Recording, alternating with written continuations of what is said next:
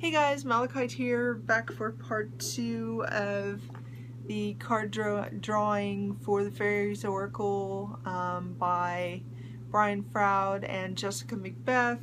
And I have to kind of start over because Ruby came in and I thought she was going to jump up, and the camera is so precarious, but she just wants to be by me. She likes when I do tarot and oracle readings, she loves to be next to me or next to the cards, but she knows not to get too close to the cards. Sometimes I let her pick cards. I fan them out and I let her pick, and it's actually usually they're really helpful cards. When I went to pull one card, there were two stuck together, so we're gonna go with that. Hopefully it will edit into 15 minutes. If it doesn't, I'll upload it from my computer. So this is how they fell. One inverted, one not. The first is, oh boy. Like I said in the prior video, the one drawback of these cards is if you have trouble seeing. I have a lot of trouble reading the font on these cards. I'll get used to the font and then it won't be a problem. But I'm going to have to look her name up on in the book. So let me do that really quick. And I have trouble telling the difference between the 3s and the 5s. But other than that, I have no complaint. And honestly, I'm going to buy a magnifying glass because that's my eyes. Okay, she is Tobera of the Waters. What a lovely card. I'm going to hold that up so you can see it. Tobera of the Waters. And there's a lot of things going on in that card.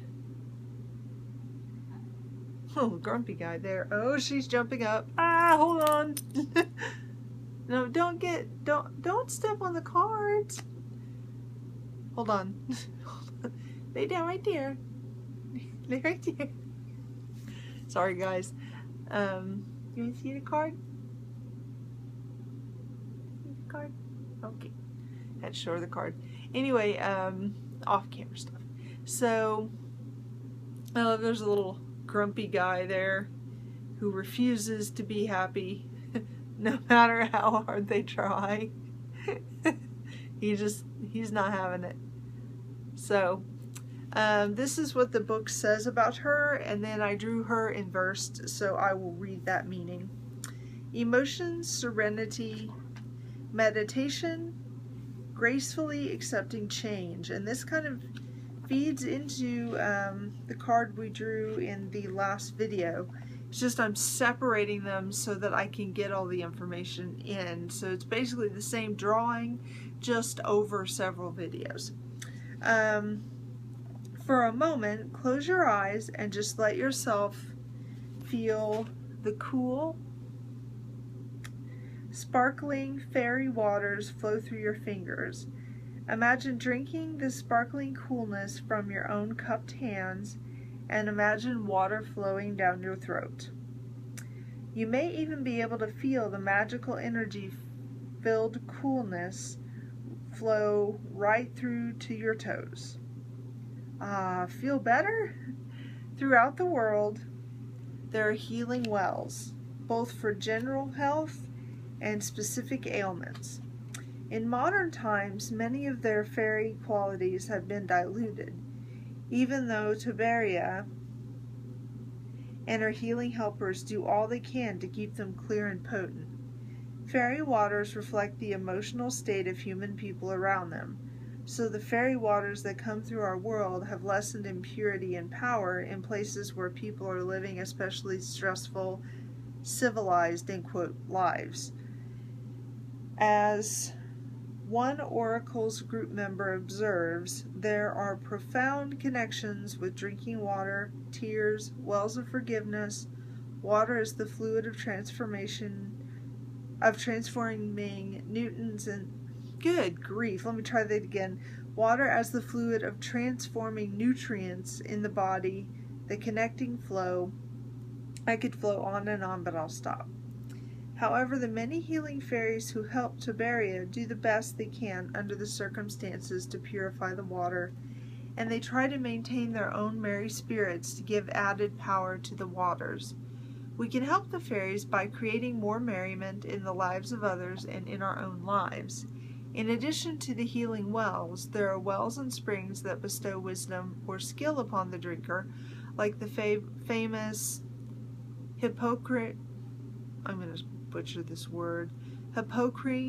fountain on Mount Helicon, which bestows poetic inspiration. I suspect it of being a fairy fountain because of the way it works. If you have one drink, you gain a certain level of poetic ability, another draught brings you more, and the third brings you to the full flower of poetry. The reason the world is not overrun with magnificent poets is because, first, it is very difficult to find the spring, and second, the water packs such a wallop that most people stagger off after a single drink or two, and you only get one chance at the spring.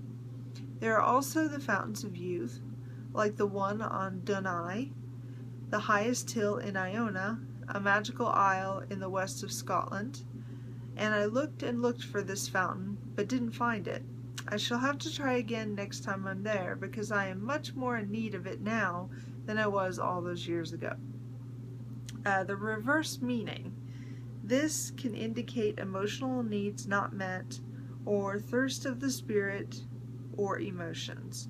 Or on the other hand, it can remind us that fairy spells on waters can be mischievous, causing confusion, muddled memory, and irritability in humans. Perhaps a cold shower is in order. Certainly it is time for cooling off, calming down, and quieting the waters of our emotions before we take any actions. And that is always, always good advice. And I want to look at something really quickly. If I can find it. Where was she at?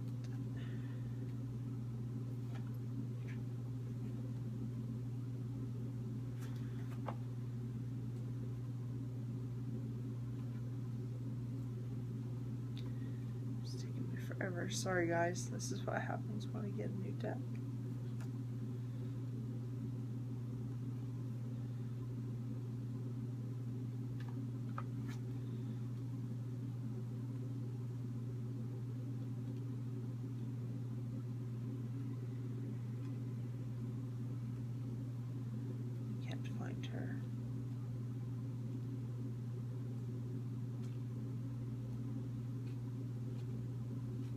I have a very bad memory. There was something I wanted to compare, but I need to see the card. And of course, I'm not finding the card. Here she is.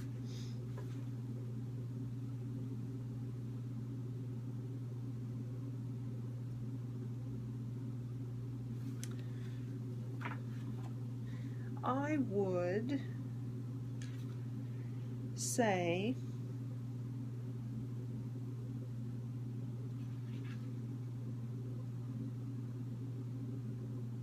this definitely goes along with the other card that we drew, where it's talking about being bored and boredom, because if you're thirsty emotionally or spiritually, that can lead to boredom on another level where you just don't feel fulfilled and you just feel really bored and blah.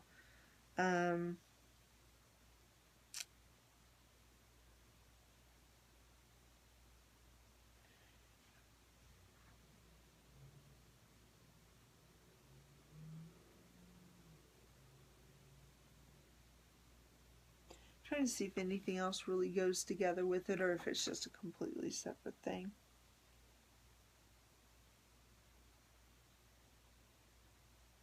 I think it's kind of a completely separate thing.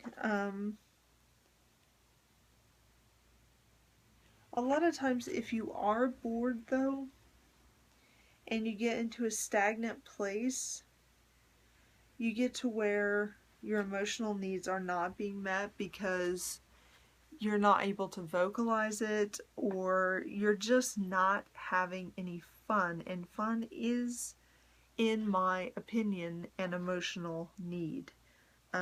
We as the beings that we are need to have fun. We need to do new things. We need to be stimulated. We need to interact with other beings, whether they're humans or animals or plants or other beings on other planes. We need to interact with other beings. And if we are bored and we're just sitting there and we're not doing anything, then we're not getting the emotional and spiritual nourishment that we need to be getting. Certainly it could be that some of you that maybe are hearing this might be a little confused or muddled in memory. I'm always muddled in memory, but I don't think it has anything to do with fairy water, because Tulsa certainly does not have fairy water. Anyway, well, I don't think it has anything to do with fairy water, because we certainly don't have fairy water here. But it's always good to take a time to cool off and calm down and quiet your emotions before taking any kind of an action. If you are leaping out of a bored place, say you're at a job and you're bored, it's good to kind of calm down and take a little time before you just say, I'm bored, I'm leaving. That is not what jumping out of boredom is talking about in that particular case. So I'm going to go ahead and move into the next card, and then this will go over 15 minutes. I'm sorry about that. But I'll just go ahead and upload it off my computer. So the second card that I drew is, I think it's Tom the Poet. It's card 29, and he was upright. It's a pretty card. I like it. It's just in black and white. It's really pretty. It looks like a charcoal sketch. Something I enjoy a lot. Very, very pretty. So let me look up the meaning on this one. I like the simplicity, and I have a feeling it may be, Tom the Poet. Maybe something a little bit more simplistic. He's like, to me, he looks like the bark of a tree. Almost as though he could just fade into the bark of a tree and you'd never see him. And I love tree bark. There's something really magical about it to me. There always has been since I was a little girl. I don't know if any of you relate to that. Just all the nooks and crannies and crevices as it ages. It's a beautiful card. I really like this card. So, Tom the Poet. Clear sight, poetry, erotic energy, laughter, not getting into serious mischief. For quite a while, as I looked at Tom's portrait, I really didn't have a very clear idea of his character. He looked so serious, so pensive, so thoughtful, but that wasn't the energy I felt coming from him at all. He had me baffled and fooled. Then my son, also a member of the Oracle discussion group, looked at him and noted, "But he's wearing a mask. He's laughing at us. He likes to speed ahead of us, then stand inside a tree and watch us go by, thinking up mischief for all of us to fall into. Then he flows ahead like a river, but much faster, over the hills and lies in wait for us." That felt right, but Tom looked at me with such wounded dignity that I almost got confused again. Then he started laughing and dashed off. I wondered some more about him, and this is going to become one of my favorite cards. I wondered some more about him, and one of the other fairies said, "He's a fine traveling companion if you have a taste for adventure, bawdy songs, high flights of poetic fancy, and very down-to-earth observations. A fine, fine fella. Tom's boundless curiosity leads him into some strange places, and he is quite happy to take us there with him. Tom's wings, like ours, are neatly folded at his back and not readily visible. He is still learning to use them properly and thinks he is better with them than he really is. He wants to encourage us to unfold our wings and doesn't hesitate to lead us into situations where we almost have to fly, metaphorically sometimes, in order to survive. When I was young, I think it was he who encouraged me to climb up lots of trees and high buildings I couldn't easily get down from, and I know it was he who encouraged my son to do similar things. He is very fond of children. Like him, they are usually willing to try anything. Tom has a poetic spirit which involves much more than just the writing of rhymes. It is about being able to see things as they really are in the reality, to recognize all beauty, even the beauty of necessity and difficulty. This is not unthinking, reflexive, immature, everything is for the best attitude, but an understanding of the beauty of what we learn from joy and sorrow, from ease and hardship, from pain and pleasure. Tom also wants to show us how silly it is to be so very solemn about life. He laughs at himself, he laughs at us. Sometimes he laughs so hard he gets cowslip wine up his nose, and then everyone laughs at him. He doesn't mind that as long as we are laughing. Tom also, the young apprentice shaman, barely beginning on the path, with a boundless interest in all things magical and mystical. He'll try anything and encourage you to do so as well, but you might find it advisable to show a little more sense than he does sometimes. He plays the panpipes, but not very well. He also chases the dryads and has much more success at this. He has a lust for life, wine, females, and song. He claims he was born on the Blarney Stone, which I doubt, and consequently has a wonderful gift for words, which I don't doubt at all. He loves children, writers, and blithe, adventurous, uninhibited spirits. He is a storyteller with a great imagination and has the power to inspire others to action with his words. And I drew him upright. So we'll read that meaning.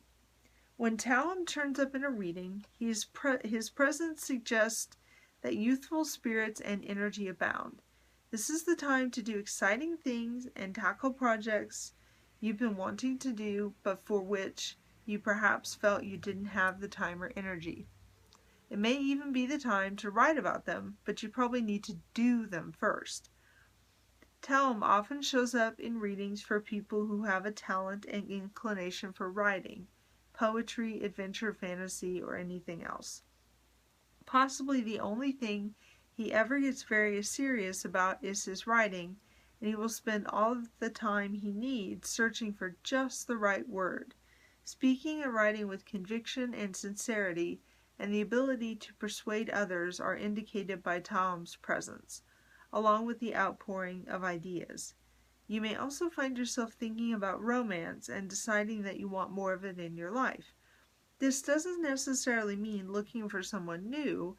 It might well involve putting some romantic fizz into a relationship that has become overly routine. And this definitely goes along, again, with the boredom. Oh, I've got a low battery. Let me dismiss that. We should still be recording though. It goes along with the boredom. It goes along with finding the adventures, with looking into life and finding the beauty in things that maybe you've never seen before, or sorry, my throat, or in things that maybe you just have missed. It goes along with emotional needs not being met, with the thirst of the spirit, which I believe completely is a hunger for being, after pulling this card, a hunger for being childlike, for finding life to be a new adventure, for finding life to be funny, for not taking everything seriously, and for, I shuffled in, I can pull the first card back out because I put it on the bottom, for, she was inverted, for looking in new places so that you're not bored, and for just for laughing at life. That alleviates a lot of boredom right there. For not taking life so seriously, for finding that childlike part of yourself. Because when you find that childlike part of yourself, there's adventure everywhere in life. Absolutely everywhere. Like when we saw that toad, I felt like I was 5 again. I mean, things like that. You know, when your cat purrs or just looks at you a particular way, or when you get an extra cookie in your cookie box, or just little things should bring you a lot of joy. And I feel like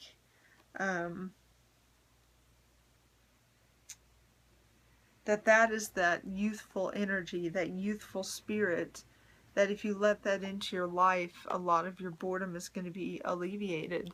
And I say this in all seriousness. Plan a sprinkler.